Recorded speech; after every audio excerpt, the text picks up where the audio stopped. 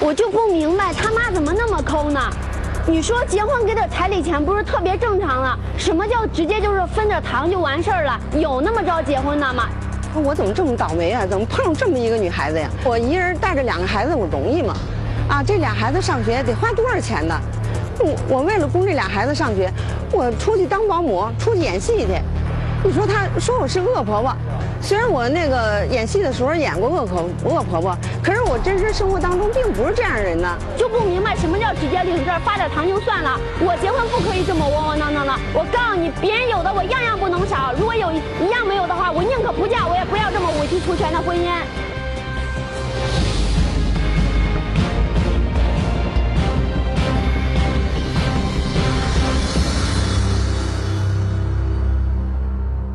我到底是嫁给这个男人，还是嫁给那点儿陪嫁呢？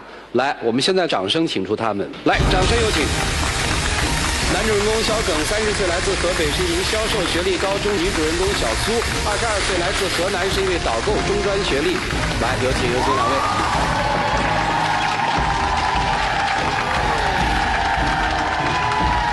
怎么了？气哼哼的就上来了？我觉得挺委屈的。委屈什么呀？他妈有点过分，意思说你俩已经是住在一块儿了，就想让我俩就是直接就是领证。像以前我第一次去的时候，他就跟我沟通嘛，他说那个小苏啊，现在你俩已经在一块儿了，结婚你就省着这钱，尽量你也去沟通沟通你妈，直接就是领证。亲戚朋友的就是说买点糖，然后分分就行了，就是不想给我花那么多钱。省下钱呢，咱俩是不是得买房啊？你别用那以后的说好不好？关键是现在我就是一样程序都不能少，我就想跟你现在先订婚，订了婚以后再结婚，结了婚再领证不行啊！你非把那些程序都给我省了，你瞅瞅你现在窝窝囊囊的，你天天你什么都听你妈的。自从你妈跟我说完那些话了以后，我觉得你这态度对我对我就发生一个特别大的改变，觉得现在你都特委屈，你知道吗？我们能说话了吗？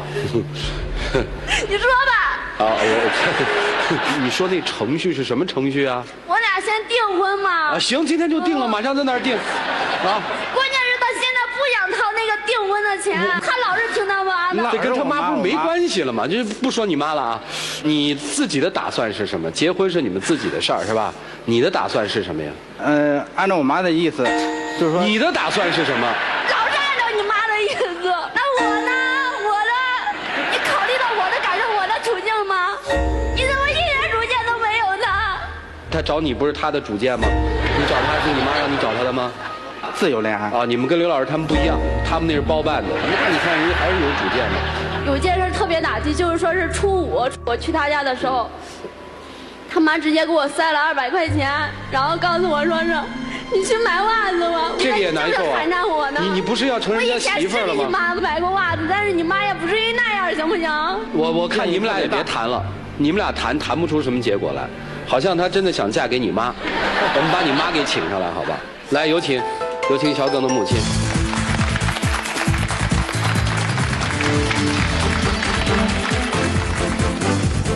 我这不是就为了省点钱吗？咱们这家庭也不容易，我一个人带2个孩子，把他们养大了。长辈别说话，长辈先说。听我说，啊，你说我一个人孤儿寡母的，我一个人带2个孩子把他们养大了。老大结婚娶媳妇儿，钱花的已经够不够的了。现在老2结婚嘛，我给你们准备房子的钱，这就够不容易的了。你说你还要彩礼10万块钱，还要风风光光的大办婚礼，我能答应你吗？你说你怎么这么不讲道理啊？婚礼你觉得我过分吗？别吵了，好不好？你光想着你自己，对不对啊？现在年轻人你都什么年龄了？你们现在是创业应该想就父母的年龄了。我凭什么我们以后可以创业？我留着养老不行吗？为什么非得要给你花呀？叫你风风光光的出嫁。好，风风光光出嫁，说怎么个出嫁法？别吵了，行不行？行。啊。我觉得别人有的程序就是该订婚干嘛，告诉亲戚朋友都可以。别人有的，对我也要有。你找个大款去吧，能让你风光。你选了我们家儿子了，我们家可是我不条件是什么？我就要一个婚礼，你觉得我过分吗？不过分。我们家就这条件。阿姨，我觉得婚不对呀，这部长，你要逼迫这老太太呀，你就得给她办婚礼。你凭什么？你就是到我这儿就委屈啊？停！你多风光我都不管。停！你就看着你妈和你女朋友吵成这样啊？你说你这儿子，我打死你了，爹爹！你瞅你弄来这媳妇儿，我能娶她吗？这现在就把咱们娘俩给欺负成这样了，我娶回家我受得了吗？慢点。你咋都不帮着我呀，姐？我帮你啊！我帮你啊！虽然你妈这么说我是吧？我是什么样的人，你不了解吗？说句话呀，我说你，我干的事儿，你是干什么？我告诉你啊，我平常别吵了，这样啊，这个你倒是说句话呀！这样我来说啊，我问一句说一句啊，都别急啊！现在我来帮你行吗？要办婚礼是吧？办多少桌啊？起码先订婚嘛，订婚办多少桌啊？差不多也就是5、6桌吧。啊，大家叫在一块儿。那儿的消费一桌多少钱呀？也不贵啊，就500块钱一桌呀。啊，500块钱一桌。对啊，行了，知道了。订婚的时候，我们那儿不是都有3金嘛？啊，就说是金手链，还有那个什么项链，什么都得有。因为我觉得我朋友订婚都有。啊，如果说是我没有的话，我觉得挺丢人的。这道程序走完还要干嘛呀？再处个半年，我们那儿差不多过半年的话就该结婚。你们俩不都住在一起了吗？不能那么，凭什么住一块儿就直接就领证了呢？那你干嘛当时就跟他住呢？都是他。哦，都怪他是吧？所以我觉得他这是简直就是一个圈套，一步步的把我往里骗。就是为了赎罪去。我不是也着急吗？你们俩现在都处得这么好了，我想你的意思就是我现在不值钱了呗？就是那意思你们要是有条件了，我再给你们办还不行吗？别，这。一点都不知道疼我。现在你看，你都站在你妈那儿，我现在还没嫁到你家，你都这么对我，怎么想的呀？站着我那儿行吗？你说句话，你说说他呀。大姐，你停一句啊！你们俩这脾气够好的。这办婚礼办多少桌啊？差不多15桌吧，是在北京办。北京办怎么又北京办了？因为我们现在在北京，北京有一些朋友，我订婚回老家订，办婚礼。对，订婚肯定要去我家订。哦，办婚礼在北京办。啊，那准备花多少钱呀？5、6万块钱吧，然后再去我父母那头。啊，又回去啊？对，我父母是河南那边的。啊，再回你。他家是廊坊的，不，然后再去廊坊再办一下，起码就是。就说你要3角地啊？对，北京办完，河南办。河南办完，廊坊办，就到他们家去。对。哦，必须得都办啊。对。咱就在一个地方办行不行？不行，因为我要让所有的朋友都知道。那你要让所有朋友都知道，很简单呀。不要那种看爱情保卫战，今天我们就在这儿把婚礼办了。不要那种形式的。你要哪种？我就要那种大办风光的，就要办婚礼，就要摆酒席，就要把我的亲戚朋友都请来。我就是让我的朋友他们都知道，我现在过得非常好。为什么非要让别人知道你怎么幸福呢？你自己幸福不就行了吗？你能告诉我？我就要让他们知道我很幸福。为什么呀？你能告诉我吗？因为可能是想证明给他看吧。给他是谁呀？上学的时候吧，我跟一个男孩就关系特别好。后来他去北京做了摄影师，我又学的化妆，然后我也去，我们在一个店里工作的挺好的。但是他那个嘴就是老得罪顾客，老板的意思就是说是把他给开了，非让我留在那儿上班。但是我俩本身是恋人关系，他回去就是没多久的时候。他等于说才1个月吧，然后他就跟别的女人突然之间就结婚了，所以我就要证明给他看，我现在过得非常好，我会比他幸福的，失去我就是他最大的错，我就要让他们所有的朋友都知道。你过去受了伤害，现在你把你受的伤害全加到我身上，那你跟你儿子办婚礼不是应该的吗？你怎么不站在我的立场上想？行了，就是向着你妈，对不对？过来呀！你怕什么呀？要不要帮忙啊？过来呀！你向着你妈是不是？你过去不听你就过去嘛！你看，去！刘老师都急了。这现在媳妇吓死你了！不，您别急啊，是你要嫁给他吗，姑娘？啊，不是嫁给他是吧？啊，真的不是嫁给他是吧？我也不能嫁给他呀。哦，不能是吧？那就行了。小伙子，你们俩商量该办不办，跟妈有啥关系啊？跟我没什么关系。我有钱，我跟你再说了，你还让我沟通我妈，我怎么就沟通我妈了？我就不过分。我连我自己心里的这个坎儿都沟通，你还怎么让我去沟通我的母亲呀？还吵！告诉你，我的母亲不可能就那么让我窝窝囊囊的出嫁的。你妈是同意你的意见是吧？嗯。今天也来了是吧？来了。来，把小姑娘的母亲请上来，来有请。我在这里怎么听都不耐烦了，你知道吗？你这样对我女儿太不公平了。我哪儿对不起你女儿了？你女儿刚进我家门，我就给她一千块钱买回去了，我都给她钱，你还委屈的话，你为什么不说啊你？我为什么不说？你嫁到什么家庭了？我那么说，你嫁给一大款了吗？你儿子不容易，我养我的女儿容易吗？你养女儿不容易，我一人孤身带2个儿子，我也不容易啊。你光想着你不容易，你怎么不换位想想啊？每个人的结婚这是头一等大事，这是最重要的。一个女孩子再说了，我能结亲对象呢，我就不你的面子重要还是家人重要啊？我就为了让他们省一点人婚姻都结婚生活是吧？如果不同光的时候，不容易的。行了你，那个不讲道理。您先别说话呢啊，您也别说话呢啊。小兄弟，你喜欢他吗？喜欢。你愿风风光光的把他娶进家门吗？我也想，但是我们家的现在条件不允许啊，就是我妈给我留的钱只是买房的啊。你明明有那个条件，你好不好？你明明就抠门。你怎么着吧？你是想嫁给这个三弟的婚媳呢，还是嫁给那套房子，还是嫁给他？我女儿嫁的并不是钱，你别着急，您这说说，别着急，就让她风风光光的嫁出去。您这个将来的女婿不能给你和你的女儿一个风风光光的婚礼，我能给，愿意嫁吗？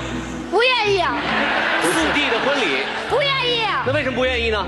你是他吗？我们说的这不是钱。在我们河南那个地方有很多都是小姑娘嫁出去以后2、3年回去抱了一个孩子，这个孩子呢男方都不要了。心眼怎么那么窄呀？你这么不相信我们呢？相信人家爱你女儿嘛？将来以后到家里婆家以后，肯定你都不会对她好。你行了，我的婚姻失败，我不能让我孩子的婚姻失败。你婚姻不幸福那是你自己，你干嘛这么影响你的女儿啊？哎呦，一人都让一句啊，别吵了。您刚才说您婚姻不幸是吧？怎么了？当初的时候我是糊糊涂涂的嫁出去了，就是慌慌张张的在一起生活啊，被男方那个调戏人，他就感觉就好像是我自己去的，这都没有办法用车把我接去，我的婚姻就是失败的婚姻，我绝对不能让我的女儿的婚姻是失败的。啊，明白了，您听明白了什么意思了吗？在这个想法的背后，其实是有他们母女俩的原因的。我原来不知道他们有这些个经历，现在听了他们有这些经历，我知道他们在那个妈妈在婚姻方面受了伤害，就觉得那时候没有面子，后来婚姻才不幸福的。可是呢，你提出那么多要求，我达不到，因为什么呢？我就是一个普通的老太太，从这孩子10几岁的时候，我也是一个人带着2个儿子过日子。他父亲呢？他父亲就是离开我了嘛。也是离异。世上苦的女人不是您一个啊。我一个人来承担2个孩子的生活，没有办法呢，我就去给人家当保姆挣一点钱嘛。那个就是老大结婚呢，这也花了不少钱。现在轮到他这儿呢，剩这点钱呢，都是从苦日子里省出来的，买房子都不够。他对我提出那么过分的要求，这个我必须得批评你，你怎么做儿子的呀？你妈给别人做保姆挣的钱，现在你要娶媳妇儿，你还问你妈要吗？你好意思要吗？我的意思就是说，按照我妈的意思。别按你妈的意思，你的意思什么意思啊？就是先领证。我不乐意先领证。他既然有买房的那个钱，他干嘛就没有办婚礼的钱呀？哦，就是说不买房子了，咱拿这个钱办婚礼是吧？对呀，我就愿意办婚礼，我就愿意让我朋友都知道。啊，对，过分吗？一个婚礼过分吗？这个房子还买吗？咱房子以后我们会挣钱买的。啊，就是先办婚礼，房子以后买。但是他妈也有义务呀。他妈有什么义务啊？就是说是给我们办婚礼，包括将来给我们买房，不可能说就我们2个嘛。他妈起码也要稍微就是支持我们一点，包括我的父母也。我这当妈的是该你的欠你的啊！你刚才还没进门呢，你就全都给我分欠上我的义务。来，各位，拿起你们手里的表决器，我就问一项：是男人敢娶这样的女孩吗？是婆婆敢娶这样的儿媳妇吗？虽然你有很多的不得已和难，你看看大家的这个想法，说敢娶的你们就按赞成，说不敢娶的你们就按反对。我们来现场做一次调查，来，请选择。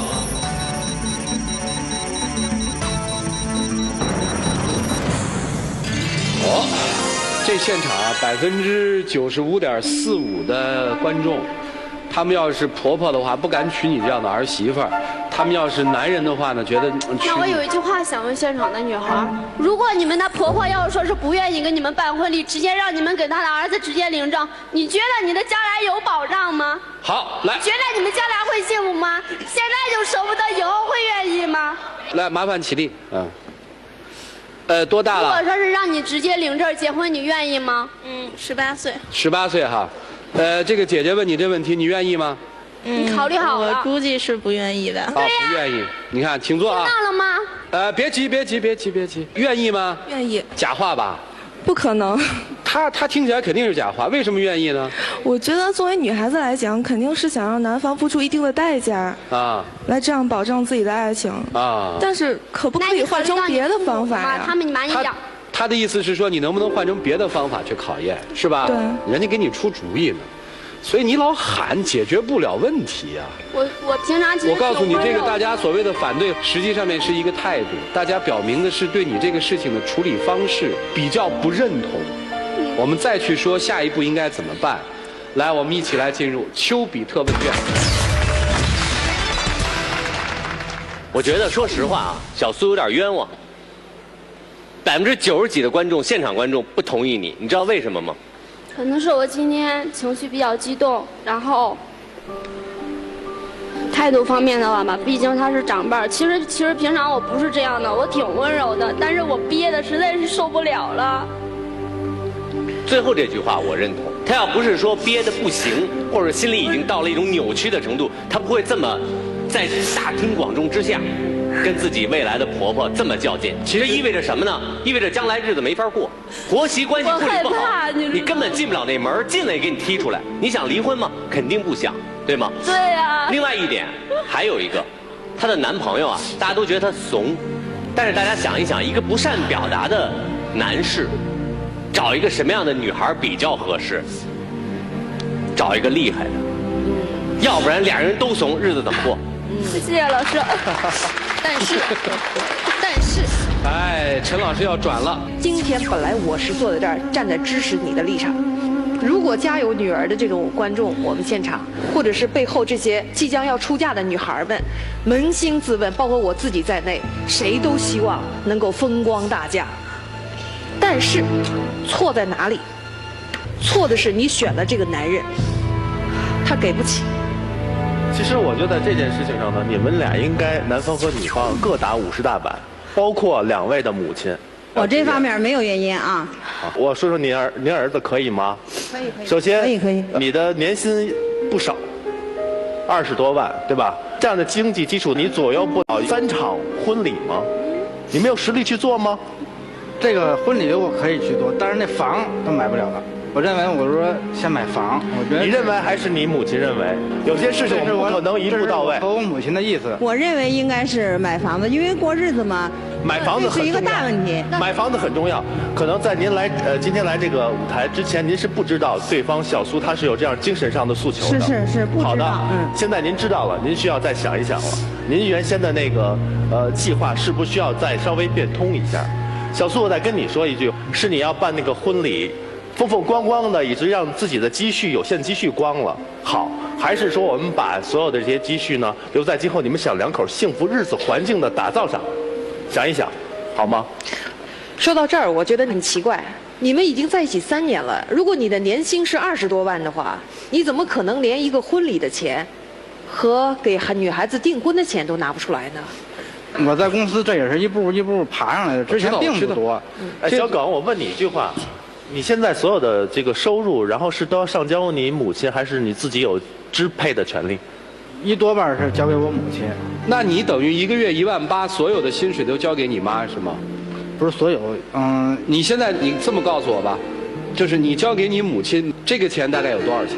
对，反正你工作几年了？你才工作多少年呀？你攒了多少钱了？你心里还没数吗？我在公司，我拿着你多少钱呢？就是这2、3年才。你就告诉我，现在你有多少存款？这应该。他傻小子，他心里头没有那么明白。会告诉你，心里知道他也不敢告诉你，因为他妈在旁边戳。啊，那要不然阿姨您歇会儿，我们单独跟他聊。2位阿姨都先歇一会儿，好不好？我们给梳理梳理，好不好？这个老人是越掺和越乱。对，你说吧，交给你妈多少钱，你清楚吗？反正他每个月基本上都把钱交给他妈。行，你1个月挣多少钱？3、4千吧。房租谁付啊？他。房租是你付的，1个月房租多少钱？能告诉我了吧？2000多块钱。你们俩过日子1个月需要花多少钱啊？几千块钱吧。6000够吗？不够。你工资攒吗？我交给我妈妈。你那钱为什么都交给你妈呀？我妈给我做嫁妆。好嘛，你们俩都够鸡贼的啊！我想问这个问题，就是说，就算你们俩真结了婚，你同意你老公把钱给他妈吗？我不同意，他肯定得交给我管呀。这是核心问题。如果这个问题解决不了，结了婚也得离。请问2位，你们俩结婚之后是一家呢，还是2家？一家呀。谁跟谁一家呀？我跟小岗。那你们俩一家的钱是都归谁管呢？我管。哎，你看上他什么了？就是他会做饭，然后对我特别好，挺实在的，我就觉得他。你看上他什么了？反正我就觉得心里挺善良的，虽然说他嘴上挺那个刁蛮的，我觉得，而平时吧，我俩老吵架啊，都是他占上风啊，你就喜欢被他虐哈。其实我觉得我比他更懂得理财。是，你钱都给你妈了，你理的都是她的财，那我也会理。好，咱们这么说吧，家里面就这点钱，你知道你们要在廊坊住，廊坊买一房子需要多少钱吗？不是说在我们廊坊，他的要求是在他们郑州买。啊？为什么要在郑州买啊？因为我觉得他们那边一是没什么亲戚，第2个原因就是我觉得我那边亲戚比较多，今后就是有一套房会比较方便。怎么会方便呢？你在北京工作，你回去一趟就很不方便呢。不是，因为我就害怕将来，万一就说离婚了，你有个落脚点。那你这样，你干嘛嫁给他呀？其实您错了，我之所以让他办一个特别风光的婚礼，就是想证明给我的朋友说我已经结婚了，过得很幸福。如果是那样的话，我要是真冲着他钱去的，我完全没必要让我的所有亲戚朋友都知道，我干嘛给自己一个后路都断了呢？小苏啊，我觉得你很奇怪啊。作为女人，我觉得你有2个逻辑很可怕。第一个逻辑是，我要向别人证明我很幸福。你幸福不幸福，跟你那个远在千里之外的亲友有1毛钱关系啊？别人可能1年也就打1次电话关注一下你到底生活的怎么样。你幸福不幸福是你每天要面对的事情。你以为你回去风光大嫁一下你就幸福了吗？第2个问题，你如果要让一个男人给你拿钱，不是用你这么笨、这么蠢、这么凶的方式，你这样只会把男人推得更远。那个，要不然这样，陈老师，你给他示范一下，在这种情形下如何能达到他的目的呢？1，对他的长辈。别说道理，我就是你那个男朋友。对，我就这意思，我就是你男朋友。现在马丁你就是他了。示范一下哈，对。陈老师示范一下。对。没钱。马丁，说真的，我真的能理解你。妈妈这么多年了，一个人把你们2个孩子带大，真的很不容易。家里没有钱，我都能理解，没有关系。我们2个自己幸福就可以了。而且那就别办婚礼了。可以，没有问题。不过你真的舍得忍心，让你这么心爱的女人，就这么低调的出去吗？咱得买房啊。买房可以啊，咱们可以把这次去结婚的时候去挣回来的大家的这个礼金全攒起来，到时候我全拿给你。还有你妈妈给多少，我妈妈也会赔多少。妈妈给10万，我那边再给10万，咱们又多20万，全拿给你，我们一起去买房，好不好？嚯，这啃老算计的多好啊！你不会骗我吧？那完你之后都是你的人了，我怎么骗你啊？看见陈老师怎么来的了吗？我以后会很温柔的。啊，你先温柔一下，我们看看，好好把这事儿商量商量，我们看看。小耿，我以后我会好好对你妈，因为你知道我平常确实是挺好、挺温柔的。所以我以后如果我妈的意思，其实也是为咱俩好，因为毕竟我家的条件你也知道。小耿，我看陈岚教了你女朋友了，我得教你2句。这个时候不该这么说，还是我妈，你应该说，媳妇儿。成家以后，咱俩就是2口子了。对。但我必须孝顺我妈。我知道。所以你也得跟着我一起孝顺我妈，我也会孝顺你妈。那当然。以后钱，就算是我交给你管，但是我妈那儿得说得过去，因为她养育了我这么多年，你能理解吗？能理解。我要是对我妈不好，也就不会对你妈好。对。咱俩一起使着劲儿对2妈好，你愿意跟着我这样过吗？我愿意，以后所有给咱妈的钱都是由我来。行。可是现在以后会对你妈好的。可是我觉得，可是什么可是啊？你现在你女朋友和你妈之间的矛盾，就是因为这儿子没当好，你明白吗？你自己该挺身而出的时候，你该两边和稀泥的时候，你该像个男子汉的时候，你完全不是那个样儿。你怂在后面躲着看着2个女人吵，你做不好，他们俩凭什么能好？小哥，你表个态吧。我们说这么半天，婚礼我们都觉得应该办，我觉得可以。你觉得呢？办可以，那可以吗？那这买房，等会儿先说房，待会儿再说房的事儿。婚礼可以办吗？不是他把房子搁前头了。别把房子搁前头，先说婚礼的事儿。刘老师，他们那婚礼该办吗？你如果爱他，肯定是尊重他的意见，对吧？你就告诉他婚礼办了，500块钱一桌办不起，办200块钱一桌的也可以啊。我就觉得他们好像都特别的站在自己的立场啊，应该站在对方的立场。我就想嫁这男人，这男人这样，我怎么办？哎，这好，得自己解决。然后小耿也是，我就遇到这样媳妇儿，我怎么办？你也不要考虑你妈，我要站在你妈立场，这俩孩子我都不管，你们爱怎么着怎么着。我也不给你们买房，我高兴买，不高兴不买。你都30了，你好像还没断奶。可我妈的意思就是说啥呢？俩人就你妈的意思。你找媳妇不是成家吗？你就先成家呀。那个你媳妇说了，咱要办婚礼，你先办。他买房子，咱先买不起，咱租。他不要了面子吗？你先给他租。俩人有条件了，北京、河南、廊坊一处买一栋房子，有钱了是吧？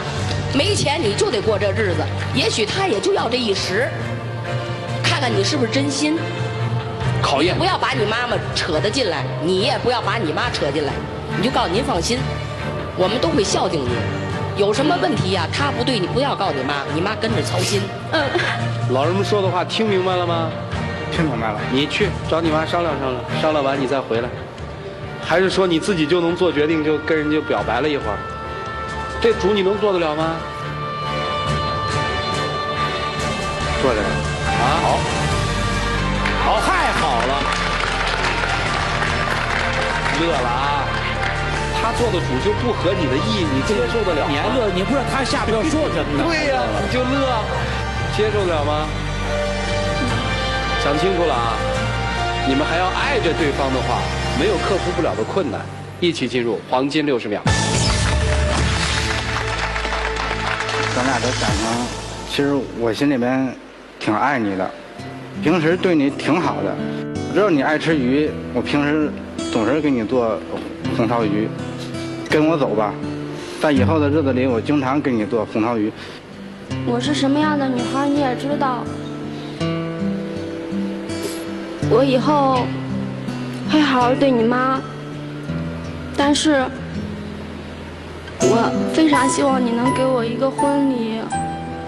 如果说是以后跟你妈住一块儿的话，我一定会好好对你妈，不像今天这么凶了。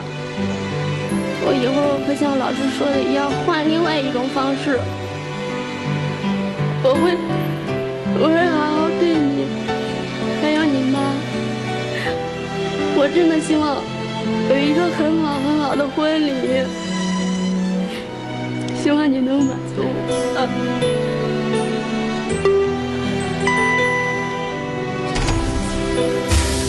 行吧，回吧。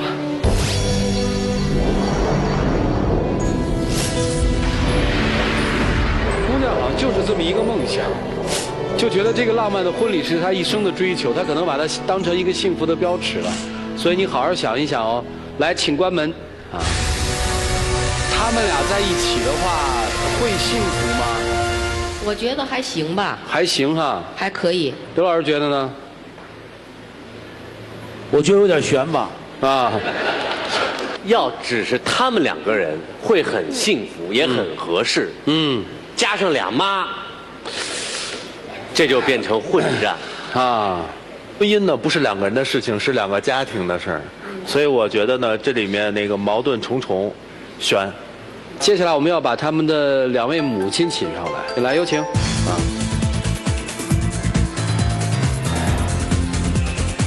孩子那么大了还操心啊？把儿子交手给媳妇儿管吧，你也别操内心了。嗨，我这孩子他不是有点那个什么，不是很独立嘛，所以我就帮着他嘛。可是呢，那就是你老不让他成长，就这样。这事儿我建议你也别掺和了。我看这女婿还行。当初我还就喜欢我女婿，自从我听我女儿讲了以后，他妈说对我女儿的一切事情，我感觉到心里都非常的难受。我都想这样，以后你如果你这样子下去，别难受，别难受了。我知道了，我了解您是怎么回事了。如果你对她不好，我一定对你女儿好，你放心吧。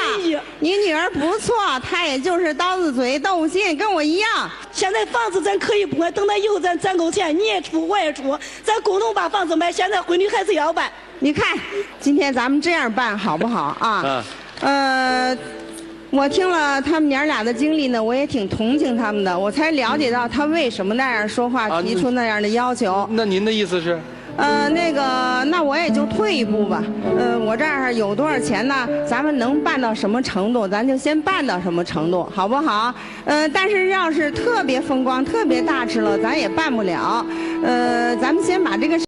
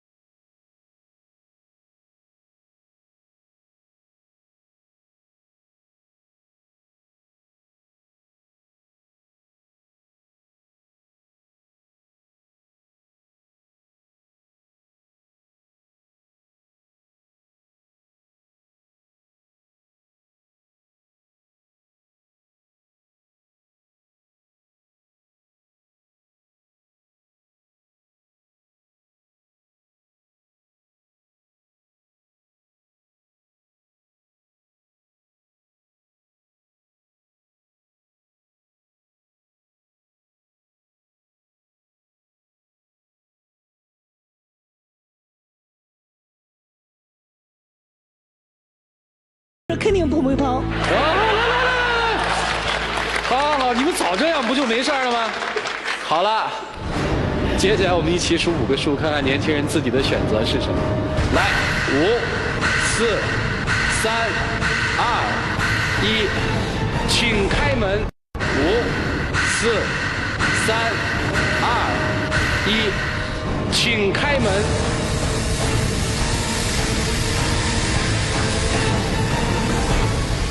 抱歉啊，快点啊！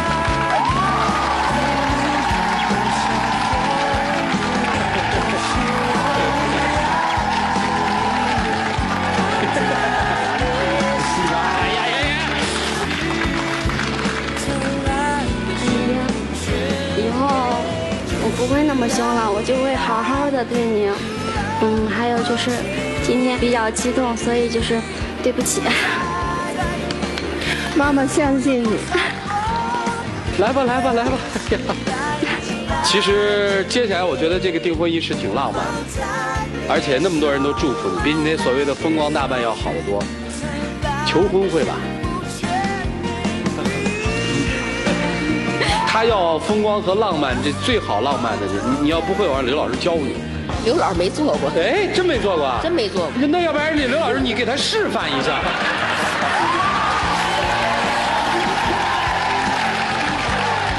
对。我妈的意思吧？会吧？跪地求婚。哎呦呦，他教他了。好了，大家都很高兴。来，有请我们的小花童上来。来，感谢天津东尼佩吉钻石为本节目嘉宾提供的订婚钻饰啊！这还有杰利亚为本节目嘉宾订婚成功提供的订婚爱心礼盒。爱要有你才完美，你真财迷耶！他看，真的吗？接下来我们就跟现场以及电视机前的观众朋友，还有小苏的那些好朋友，一起来见证这个神圣而浪漫的时刻。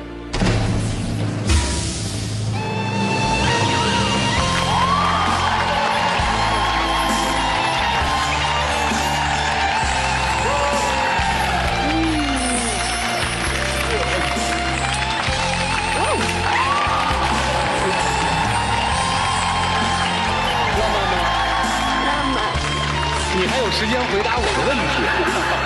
还有花瓣呢，特别开心。有什么？还有花瓣呢，特别开心吗？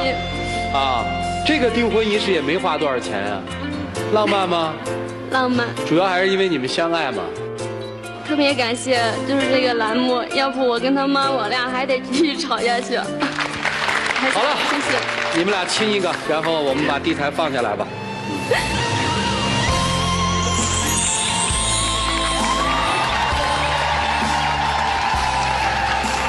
礼盒别忘了。谢谢。啊，再见啊！有面吗？再见。谢谢老师，大家，那个嘉宾，谢谢老师。我们再一次见证了一对年轻人订婚成功，希望他们能够在现实生活当中把今天这个节目现场专家老师告诉他们的一些方式用到生活当中去，